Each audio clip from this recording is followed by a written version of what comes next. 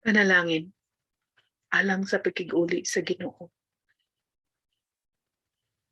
Akong Amahan,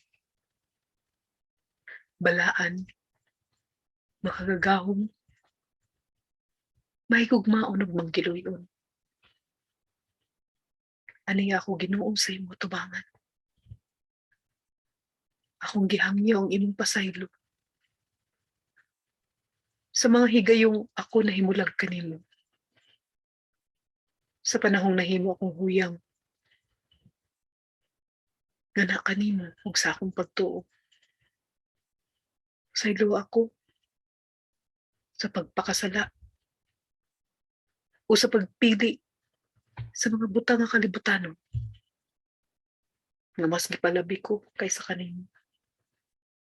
Pasaylo ako Ginoo sa paghikalimot sa imong gugma o pagpangga kanako.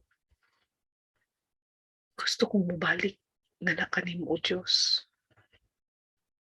Palihog hayagin akong dalan ug salabutan. Tultuli ako sa tamang dalan padulong kanimo. Nguniti ako ayaw buhii sa akong pag-aginot. Gihangyo ko nga di mo ako talikdan sa tanang higayon. Nasayod ako nga di na ako mabuhat kining tanan kung wala ka sa akong kinabuhi. Mahangyo ako Ginoo, mapalihog buligi ako sa grasya sa imong presensya ug sa imong pagiya sa tanan kong pagabuhaton sa akong kinabuhi. Buot kong makiguli kanimo sa hingpit. Ayaw ko pasagdi Amahan nga mahilayo pag-usab.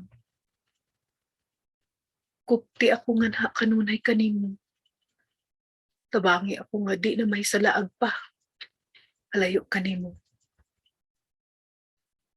Buot kong magdayeg sa imong ngalan sa tibuok kong kinabuhi.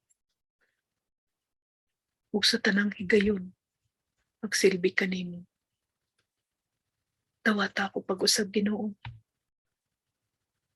Palihog Ginoo. Aniya ako. Itugyan ko kanimo ang tanan. Saylua ako.